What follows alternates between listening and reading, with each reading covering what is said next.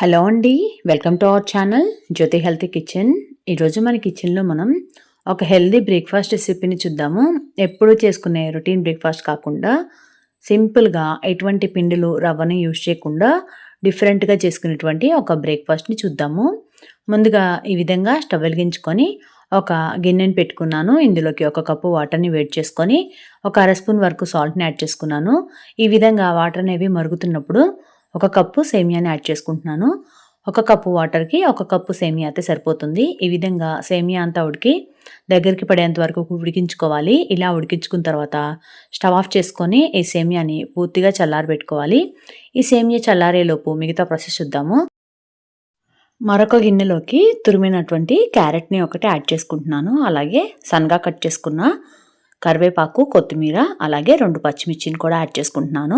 ఒక పెద్ద సైజు ఉల్లిపాయను కూడా చిన్న ముక్కలుగా కట్ చేసుకొని యాడ్ చేసుకున్నాను. అలాగే నేను ఇక్కడ ఒక బంగాళదుంపని పైనటువంటి స్కిన్ని పీల్ చేసేసి ఈ విధంగా తురుముకొని వాటర్లో యాడ్ చేసుకున్నాను. ఈ వాటర్ అంతా తీసేసి ఈ తురుము వరకు ఈ మిక్సింగ్ బౌల్లోకి తీసుకుంటున్నాను. ఇక్కడ నేను పచ్చి బంగాళదుంప యాడ్ చేసుకుంటున్నాను. మీరు కావాలంటే ఈ బంగాళదుంపని ఉడికించుకొని మెత్తగా మ్యాష్ చేసుకొని అయినా సరే తీసుకోవచ్చు. అలాగే ఇందులోకి మనం ముందుగా ఉడికించి పెట్టుకున్నటువంటి ఈ సేమియాని కూడా యాడ్ చేసుకోవాలి. ఈ సేమియాని కూడా యాడ్ చేసుకున్న తర్వాత 2 ఎగ్స్ని కూడా ఈ విధంగా యాడ్ చేసుకుంటున్నాను. మీరు ఎగ్స్ ప్లేస్లో 2 స్పూన్ల వరకు శనగపిండి, 2 స్పూన్ల వరకు గోధుమ పిండిని యాడ్ చేసుకొని ఈ బ్రేక్ఫాస్ట్ అనేది ప్రిపేర్ చేసుకోవచ్చు. ఇలా ఎగ్స్ కూడా యాడ్ చేసుకున్న తర్వాత ఇందులోకి టేస్ట్కి సరిపడినంత సాల్ట్ని యాడ్ చేసుకుంటున్నాను. మనం ముందుగానే ఒక అర స్పూను సాల్ట్ యాడ్ చేసాం కాబట్టి సాల్ట్ అనేది చూసుకొని యాడ్ చేసుకోండి. అలాగే ఒక పావు స్పూన్ వరకు పసుపు, ఒక అర స్పూన్ వరకు జీలకర్రను కూడా యాడ్ చేసుకొని మనం యాడ్ చేసుకున్న ఇంగ్రీడియంట్స్ అన్నీ ఒక్కసారి కలిసేలాగా బాగా కలుపుకోవాలి. విస్కర్తో కానీ చేత్తో కానీ ఈ విధంగా అన్ని ఇంగ్రీడియంట్స్ అంతా బాగా కలిసిన తర్వాత ఇందులోకి అవసరమైతే వాటర్ని యాడ్ చేసుకోండి.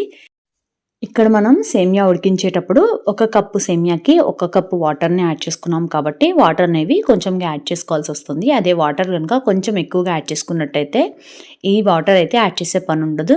కన్సిస్టెన్సీ చెక్ చేసుకుని వాటర్ని యాడ్ చేసుకోండి, లేకపోతే మరీ లూజ్గా అయిపోతుంది. ఈ కన్సిస్టెన్సీ వచ్చేసి సరిపోతుంది. ఇక్కడ నేను పావు కప్పు వాటర్ని యాడ్ చేసుకొని ఈ కన్సిస్టెన్సీని సెట్ చేసుకున్నాను. ఇప్పుడు స్టవ్ని మీడియం ఫ్లేమ్లో పెట్టుకొని ఈ పొంగనాల ప్యాన్ని హీట్ చేసుకొని ఇందులోకి ఆయిల్ని ఇలా స్ప్రెడ్ చేసుకున్నాను. ఆయిల్ కూడా హీట్ ఎక్కిన తర్వాత స్టవ్ని సిమ్ ఫ్లేమ్లో పెట్టుకొని మనం ముందుగా కలిపి పెట్టుకున్నటువంటి ఈ సేమియా బ్యాటర్ని ఇందులోకి యాడ్ చేసుకుంటున్నాను. అన్ని గుంతలకి సరిపడా నేను ఇక్కడ కొంచెం హెల్తీగానే వేస్తున్నాను. ఇలా చేయటం వల్ల మనకి పొంగనాలు పొంగుతూ మంచి టేస్టీగా వస్తాయి. ఇదే ఆయిల్తోనే మనకి ఈ పొంగనాలు అనేవి ఫ్రై అవుతాయి. చాలా తక్కువ ఆయిల్తోనే మనం ఈ డిఫరెంట్ ఇంకా హెల్తీ స్నాక్ని ప్రిపేర్ చేసుకోవచ్చు.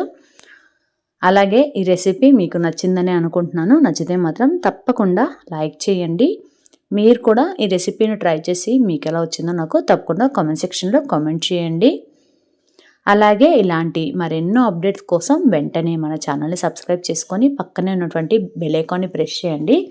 ఇలా ఒక సైడ్ కుక్ అయిన తర్వాత రెండో వైపుకి కూడా టర్న్ చేసుకొని ఇంకొక 2-3 నిమిషాల వరకు కుక్ చేసుకొని మనం సర్వ్ చేసుకోవటమే. చాలా తక్కువ టైంలోనే సింపుల్గా ఈజీగా ఎటువంటి రవ్వ ఇంకా పిండిని యూజ్ చేయకుండా ఈ బ్రేక్ఫాస్ట్ని మనం ప్రిపేర్ చేసుకోవచ్చు. ఈ విధంగా మూతను పెట్టేసుకొని ఇంకొక 2 నిమిషాలు కుక్ చేసుకున్న తర్వాత మనకి పూర్తిగా ఈ పొంగనాలు అనేవి ఫ్రై అయ్యాయి. ఇప్పుడు వీటిని ఒక సర్వింగ్ ప్లేట్లోకి తీసుకుంటున్నాను. ఇదే విధంగా నేను మిగతా బ్యాటర్తో ఈ పొంగనాల్ని ప్రిపేర్ చేసుకొని పక్కన పెట్టుకుంటున్నాను. అంతేనండి, చాలా సింపుల్గా హెల్తీగా టేస్టీగా మనకి క్విక్గా అయిపోయినటువంటి ఈ బ్రేక్ఫాస్ట్ని ఒక్కసారి ట్రై చేయండి. నేనైతే ఇక్కడ ఇలానే సర్వ్ చేసుకున్నాను. మీరు కావాలంటే టమాటో సాస్తో కానీ ఏదైనా చట్నీతో కానీ సర్వ్ చేసుకోవచ్చు. Thank you for watching friends. Keep smiling. Take care. Bye.